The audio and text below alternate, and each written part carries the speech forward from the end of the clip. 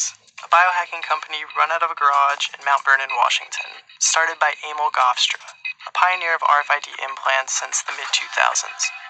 Motherboard traveled to Dangerous Things Garage headquarters to get a peek at some of Emil's new projects, including an exclusive first look at a never-before-seen prototype, the world's first implant-activated smart gun. This is just a gun you buy from the gun store, and what you've added to it is just the implant in your hand, and what else? And inside of here, there's a reader assembly and an antenna assembly. So when I grip the weapon, it reads the implant and unlocks the trigger. So if I try to pull the trigger, because I have no implant, it theoretically should not fire, right? Correct. And yeah, it definitely does not pull the trigger. Safety's not on or anything, right? So then when you try... So if I grab the weapon... Would you consider yourself a gun guy, or are you kind of only doing this, as like a proof of concept from the biohacking end of things? I wouldn't say I'm a gun enthusiast. Operated correctly by, sane people, they're fine. But, to be able to, in the state of Washington, go into the gun store, hand over my license, and 15 minutes later walk out with this, it's not exactly the best system to just kind of allow people to purchase these willy-nilly. But that's why I think the smart gun concept is important, because eventually we'll be able to actually control who is able to operate the weapon once it leaves the store, and I think that's important. Is there anyone else doing RFID smart gun stuff?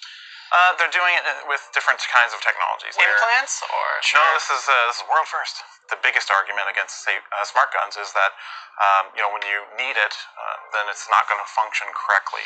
The wristband's not going to be on or not work. The fingerprint reader's not going to work. So we're trying to jump over those hurdles and solve the problem in a way that you can't forget your activation token. Right? It's there. It's readable by the weapon, and it'll work. Does it run on batteries? Yeah, there's a power source inside. So what happens when the battery on the receiver dies and someone like myself without an implant picks up the gun and tries to fire it? Would it work? You could have it do what's called fail-safe or fail-secure. And in a gun context, fail-safe would be the trigger is unlocked. Fail-secure would mean the trigger remains locked. And there might even be an option for allowing the owner to select fail-safe or fail-secure. RFIDs have been around for a while, but here is a new, obviously controversial use. Yeah, it's two old technologies coming together in a new way, so. Basically, one of our current circuit boards, the brains of the operation in a lot of ways.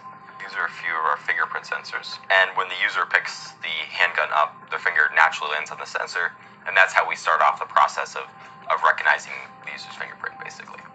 And these are a few of the batteries that we're using. They're pretty small and thin.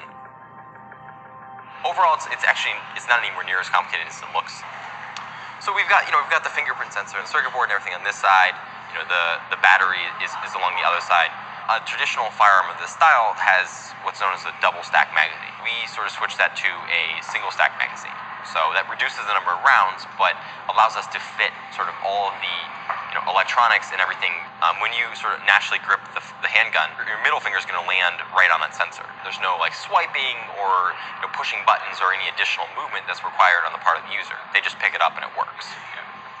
I honestly expect, whether it's us or somebody else, to see smart guns pretty prevalent in the next 5 or 10 years. And honestly, further out from that 10, 20 years, if we still have guns, which hopefully we do, I think they're all going to be smart guns. But it's this sort of techno-optimism that makes pro-gun Americans like Michael Timlin very nervous. Do you think there is still some sort of consumer demand across the country for this technology? Is there consumer demand for it? No, actually, if you was talking to any true gun owner, there would be no demand for it at all. Matter of fact, it would be the opposite. This is not something we want. So you'd never sell a smart gun? I wouldn't allow a smart gun within a 100-mile radius of this facility, ever. But one was on its way, courtesy of Jonathan Mossberg, owner of Igun Technologies. Mossberg happens to be in town for an informal summit of smart gun developers, so we asked him to swing by Mike's shop. He's bringing along the Igun, a personalized shotgun that only fires when the user wears a special magnetic tag in the form of a ring. I think this technology has a significant use in certain specific situations, and I'd like to see it to go to that next level where people who choose to buy it, not are forced to buy it. Kai's attending the same conference, so we invite him along as well. Michael, this is Jonathan. Jonathan Mossberg, good to meet you. Hi. Nice to meet you. Do you think both of your respective technologies could someday be brought to market and appear in shops like Michael's here? Definitely. There are people who want to have a firearm in their house, but are afraid to, rightfully, because of the possibility of their children getting hold of it, even when it's properly secured. That one time they forget. If there's people willing to buy it, that means there's people who are willing to sell it. I'm just waiting for the consumers to start demanding it. And when they're comfortable with it, when they know about it, when they test it, when they know it's reliable, distributors will be carrying it, manufacturers will be making it, and it'll be an option, only an option. And if they want to buy it, great. If they don't, that's fine too. I do believe that you guys are onto something, but we start with good intentions and we wind up walking into gun bans. And new technology always leads into gun bans. You take a technology and the government gets their hands on it, or somebody gets their hands on it and say, hey, listen, we're using it for good, and then it becomes a mandatory type situation. I am dead set against mandates. I want government, Kaidos too, to keep their paws out of this stuff. If New York makes this mandated, I will stamp on the side of my box, not for sale in the socialist state of New York. If it didn't work, who's got the liability? With this technology, I could sit here right now and give you 1,000 what ifs. Your fingerprint technology, well, it doesn't work without a finger, and that happens. Yep. And your ring technology doesn't work without that ring. I look at your shotgun without that ring. For me, it's a stick. The technology needs for me to be more foolproof. That's really the direction I'm going. But you will sell them a 1940s vintage Arasaka, literally 30% failure rate when I pull the trigger on some of those things. So we can't say that we're only going to sell them 100% reliable stuff. Yet I want my technology to be 1,000 times better than that. And I think Kai does too, and that's what we're achieving. We're trying to achieve that. Maybe one day, hopefully in the future, there will be a perfect world for all of this. We all head down to the range to try the gun for ourselves. Okay, we designed it to be seamless. In other words, you don't want to think in a stressful situation. You don't want to have to do something different than you're already trained to do. Pick it up and shoot it. If somebody takes it away from you, it doesn't work. Round in the chamber. Closed. Now. Fires. Can I give it a try? Sure. Okay, so grab it with 2 hands. Finger off the trigger. Yep. Slide the forearm forward. That's it. So go ahead and put it up to your shoulder. Pull the trigger. Nope. Nothing happens. Okay. So I'll give you the ring. Put it on. Slide the forearm forward. There you go. Yep. Hear that soft click right there? Right, yeah. Okay. We're red fire. Up and back. That's it. All right. Smart guns. Well, I don't call it that, but What do you call it? it's an gun, but there's multiple technologies out there, and we want to make sure that we don't all get lumped in together. I'll give you your ring back. Thanks. Despite the demonstration, Michael remains unconvinced. I have 2 children, 2 years old and 5 years old. I can guarantee you they will never shoot anyone with my gun because I'm a responsible parent. If you take a gun and you leave it on the coffee table and you have a toddler running around, they're going to get it.